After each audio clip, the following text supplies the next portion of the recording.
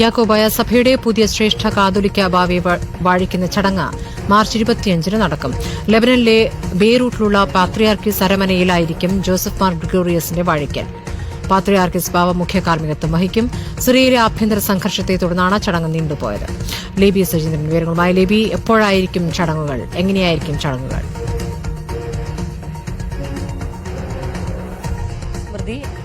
March 25 വളരെ വിശേഷപ്പെട്ട ദിവസമാണ്. മാതാവിന്റെ വചനപ്പ് പെരുന്നാളാണ് അന്ന് അതുകൊണ്ട് തന്നെയാണ് ആ ദിവസത്തിന്റെ പ്രാധാന്യം. അന്ന് തന്നെ ചടങ്ങ്, വാഴിക്കൽ ചടങ്ങ് നടക്കും. ലോകമെമ്പാടുമുള്ള സഭയുമായി ബന്ധപ്പെട്ട സഭയുടെ മെത്രാൻമാർ ചടങ്ങിൽ സാക്ഷ്യം വഹിക്കും.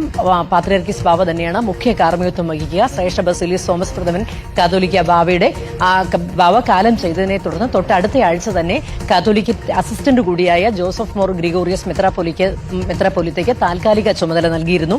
അതിനെ തുടർന്നായി വാഴിക്കൽ ചടങ്ങ് ജനുവരി അവസാനം ഉണ്ടായേക്കും എന്നുള്ള സൂചനകൾ ഉണ്ടായിരുന്നു. എന്നാൽ ആഭ്യന്തര കലാപം മൂലം അത് നീണ്ടുപോവുകയായിരുന്നു. ഇപ്പോൾ മാർച്ച് 25 ചടങ്ങ്, വാഴിക്കൽ ചടങ്ങ് നടത്താനുള്ള തീരുമാനമാണ് സഭയിൽ നിന്ന് വന്നിരിക്കുന്നത്. സഭയെ സംബന്ധിച്ചിടത്തോളം വളരെ പ്രധാനപ്പെട്ട ഒരു ചടങ്ങ് തന്നെയാണ്.